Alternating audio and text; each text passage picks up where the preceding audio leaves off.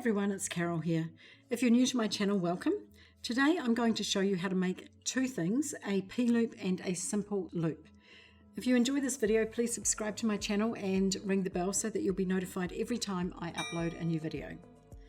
To make these loops, you're going to need some tools. I have here a pair of chain nose pliers, a pair of round nose pliers and a pair of flush cutters. You'll also need, I've also got here some 20 gauge half hard German style wire, a fine tip felt pen and a ruler. So let's take a look at what we need to do to make a loop. So the first thing we're going to do is make a P-loop. Now P-loop is exactly how it sounds, it looks like a P. Before I start making my loop, I'm going to take the end of my wire and I'm just going to trim it off because at the moment it's quite sharp and pointy and I want it to be flat. So I'm going to take my flush cutters using the flush side of my cutters and I'm just going to trim off the end, just the smallest amount. And I'm holding the end just to make sure that it doesn't fly away. Okay, so now I've got a nice flush end on my wire. Now I'm going to take my round nose pliers and I'm putting the wire between the jaws of the pliers. Now I don't want it to stick up, I want it to be even with the jaws. So when I rub my finger over it, I shouldn't be able to feel it. Next, what I'm going to do is I'm going to twist my wrist, holding the wire coming out the bottom of the pliers between my forefinger, which is basically underneath the pliers, and my thumb. And I'm just going to give it a little twist as far as my wrist will go. Then I'm going to take the pliers out, pop them back in on the lower jaw this time, and I'm going to continue that twist. And basically what I'm looking for is to continue the twist until this long wire runs right across the top of the jaws of the pliers. And there is a P-loop. Now you can see why it's called a P-loop, it looks exactly like a P. But what we really want is to have the loop centered on the wire. For example, if we make a component like this one, it would be a bit strange if the loops were all off center because it wouldn't hang right. So we need to make a loop centered on top of the wire.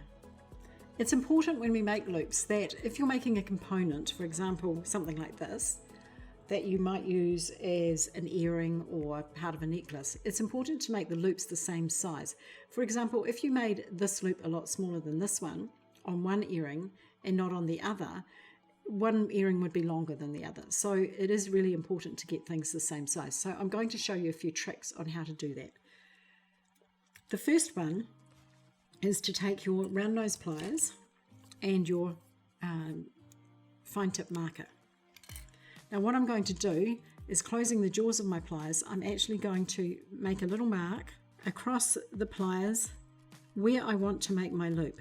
So with your round nose pliers, the further up you make the loop, the fatter it will be, or the bigger the loop will be. So I generally sit about this 1 centimetre up from the bottom of the pliers. That's pretty much how I do my average loop, unless I'm wanting something bigger. By marking the pliers like this, it allows you to see always where to line up your wire. Now I'm going to take my wire and I'm going to do almost exactly the same as I did with the P-loop. So I'm popping the wire through and I'm twisting away from me as far as my wrist will go. And I'm taking the jaws out, the pliers out, putting it back on the bottom jaw. Notice I'm lining it up with that mark again. I'm going to twist some more, just like I did before, until that wire is laying over the pliers. Then I'm going to take my thumbnail and I'm going to line it up with where the end of the wire meets the other piece, this top piece. And I'm just going to push my thumbnail in and rotate back a little bit. And you might need to reclose your loop a bit, just using small movements until you have a nicely closed loop.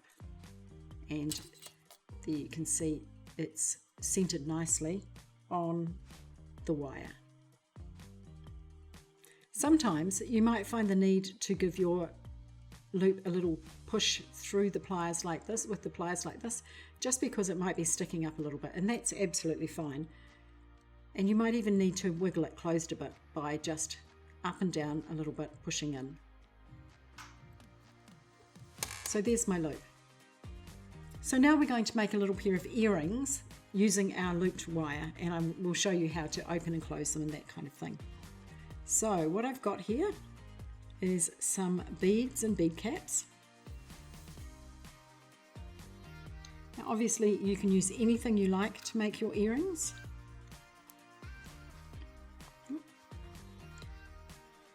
These are just some that I had, and you'll notice that I'm using a silver wire with gold ear wires and beads and bead caps, and that's just me. I really like the idea of mixing my metals, so I do this quite often. So what I'm going to do is just feed them on in the order I've got them there. Bead cap, bead, bead cap going the other way. Honestly, this is super easy. Earrings are so much fun to make. And the Bicone bead, the large gold one. And I'll leave a link below to all of the materials you will need to make these earrings. But you can pop any beads on and make an earring. That's the fun of it. So there we are. I've got all my beads on and it's looking really pretty. But before I go ahead and make my loop at the top, I'm going to measure this piece. Now remember what I said about your earrings needing to be the same size. So what I'm going to do is I'm going to take my ruler and measure.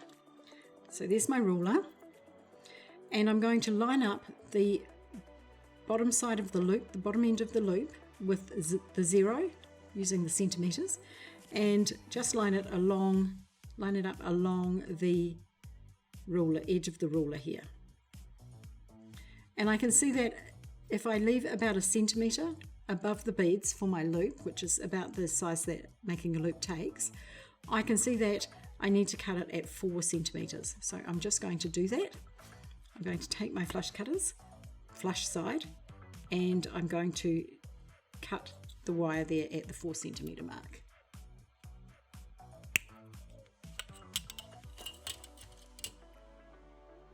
Now remember that 4 centimeter number, you'll need it later. Okay. Now to make the loop, we're going to do it slightly differently.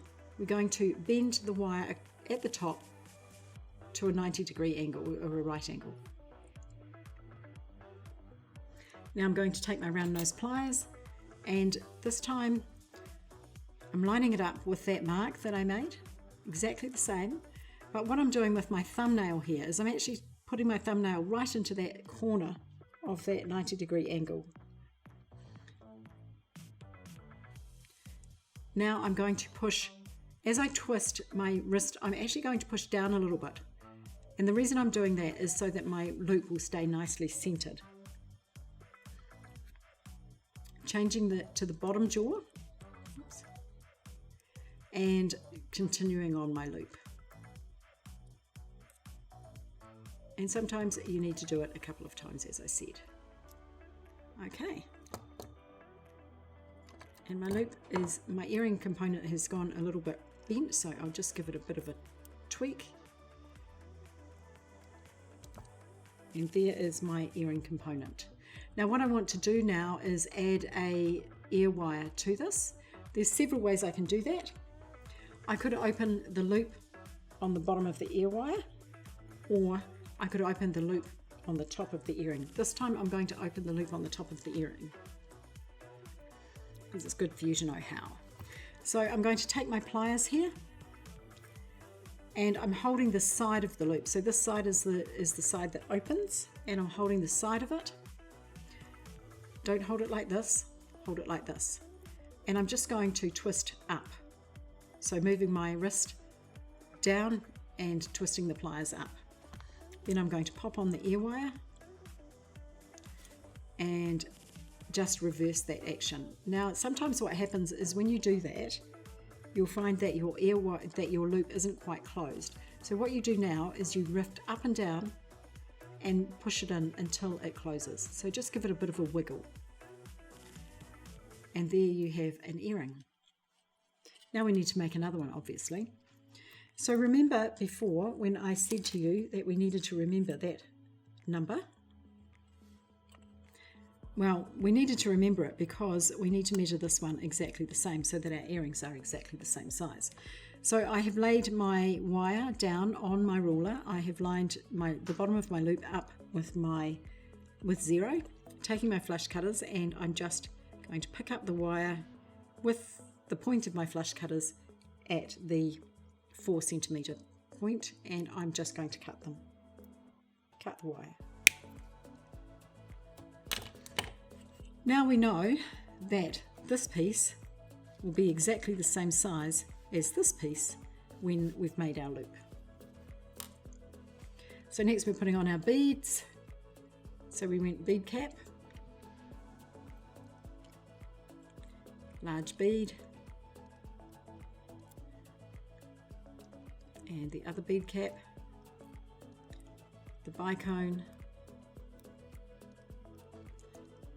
the large one, the large gold bead, a small gold bead. Okay, so that's exactly the same as we had before. Going to bend it using my fingers. I'm just going to bend it over my thumbnail there to a 90 degree, to a right angle. Now I'm going to take my round nose pliers. Remember using that mark that I made, and I'm just going to push my thumbnail into that corner, push down and around, away from me, reposition the pliers, and continue on until the loop is closed.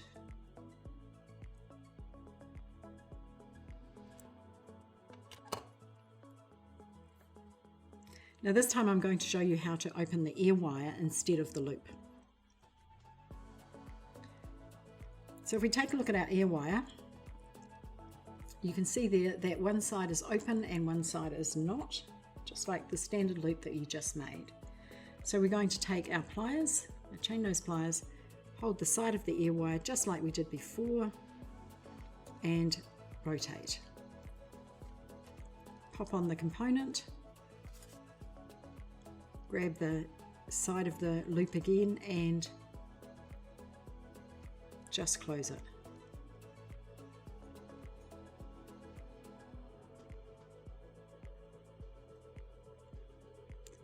And there it is, nicely closed.